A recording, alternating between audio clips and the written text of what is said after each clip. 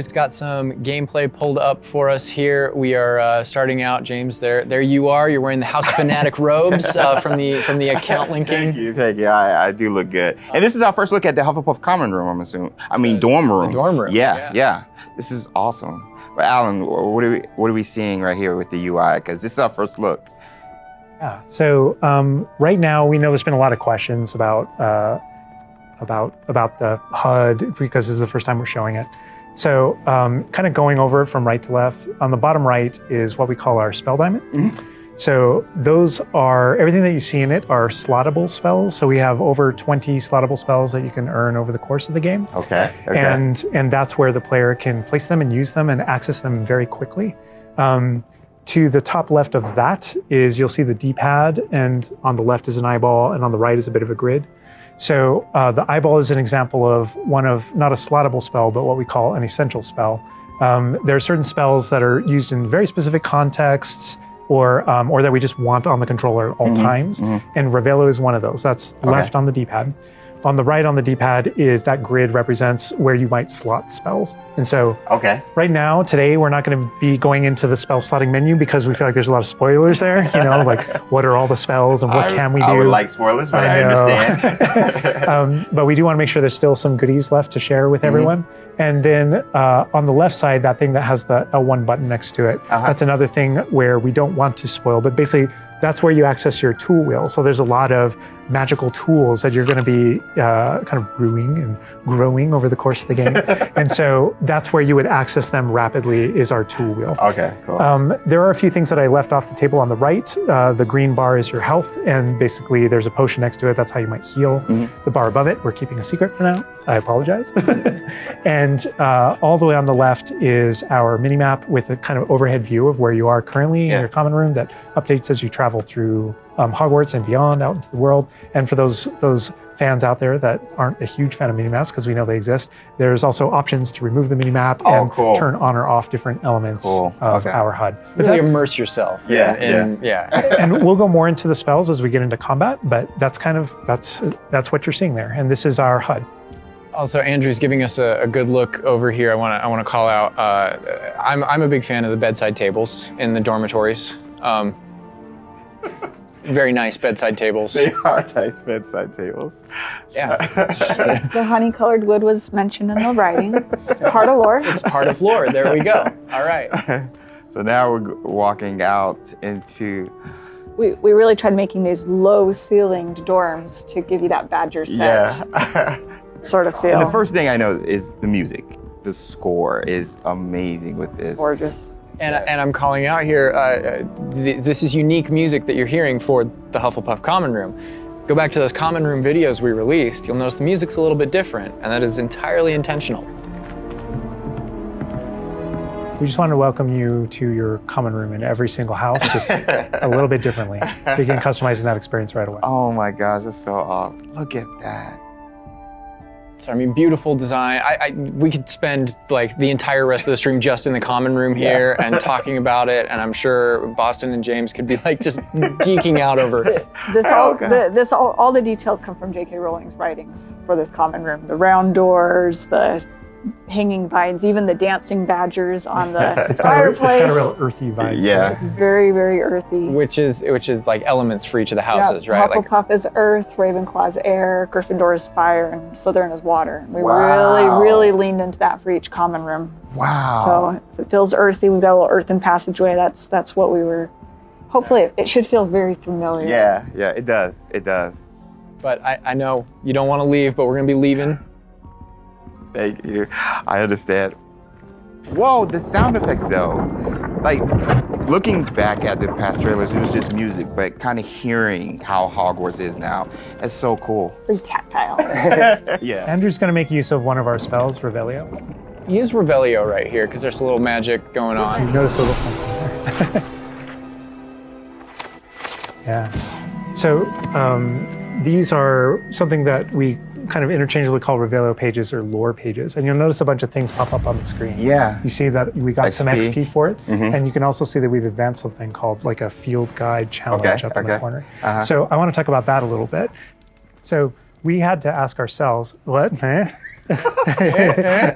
Continue. I'm sorry. Continue. There may be something you may or may not be able to tickle there. Yeah. But in our game, we had to answer the question, we're a late fifth year. What does that mean? How do we catch up to the other students? Okay. And so we have an answer to that question, and it's given to you by the staff. So there's something that we call the Wizard's Field Guide that's granted to you early on in the game. And the Wizard's Field Guide is how you actually work on catching up with the other students. So Andrew, if you hit pause for me up here, before we push forward a little bit, you can see in our pause menu, it's got this book theme. Wow. That's your Wizard's Field Guide. And you can see your house kind of crest in the middle, overlaid yeah. over it. Okay, right? And you okay. can see that on your level as well.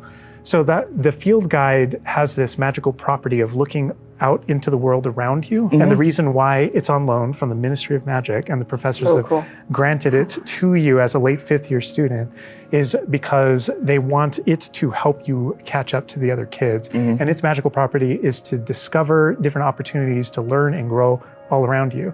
So the way it works is as you discover gameplay in the game, it actually recognizes that as a challenge, which is kind of On the bottom. locked into there. Okay. And Andrew, if you go in there, you'll see different types of challenges that are combat challenges, quest Wow. challenges, exploration challenges. And you can see field guide pages are on there as well. Yeah. 1%. We unlocked that one field guide page. That entire category is one of the ways that the book itself kind of fills out into the school and spills out into the school and kind of hides itself with different types of challenges and different things to do around the school that you're actually going to interact with to help you grow as a wizard and practice your spells.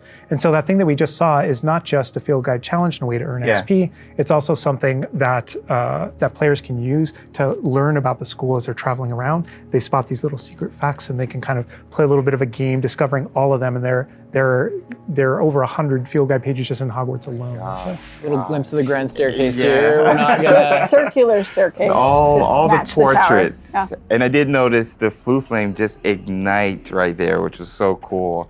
Yeah. Oh, man. Fast travel points there. House hourglasses. We had to... how much fun was it designing those and putting all those in there? They're gorgeous, but that they're there just like in the books. Yes. Right It's next a to nod the to Great lore. Hall. it's a nod to lore. House points is not a core mechanic or system in the game. We didn't turn it narratively. into like a gameplay system, but it's definitely present throughout our narrative. And there are lots of choices where we want to nod to things that aren't necessarily gameplay systems, but we nod to them as part of the narrative. Over to the right Part of the there, wizard Andrew world. was teasing. That's the Great Hall over through those doors. Again, we're not going there. He's just kind of like, no. Cool. Here's another collectible page.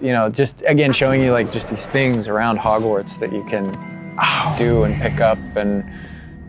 That's a shot straight from the trailer, too. Just that part right there. I recognize that. We might be giving you a little fan service here with callbacks to those. So, And this must be summertime because I noticed these are the summertime windows.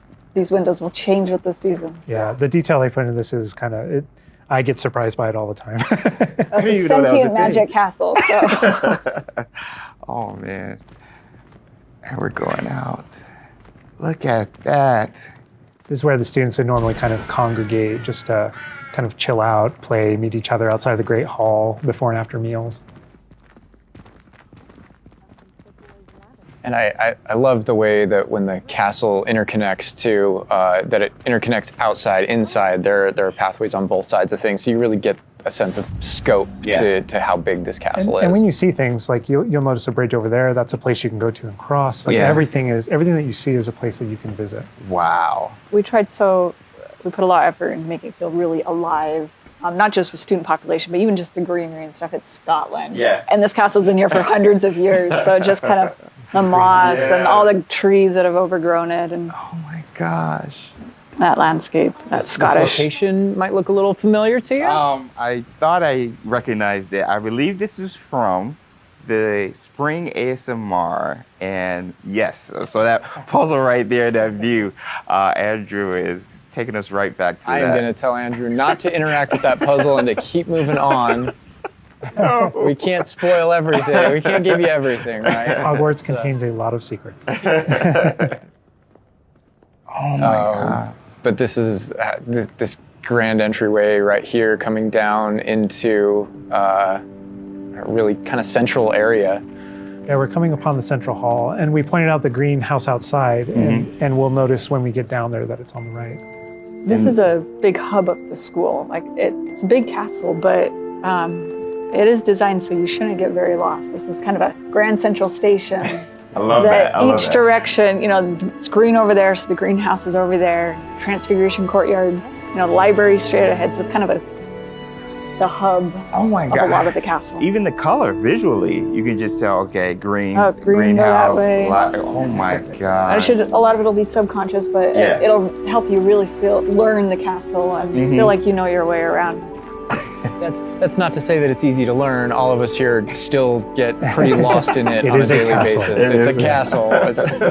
Great point. I love that Andrew's definitely teasing a lot of things here. I'm noticing he's swinging the camera this way and that. Yes. He's got this grin on his face over there that's just like, yeah, I know what I'm doing. I know what I'm from the reveal trailer.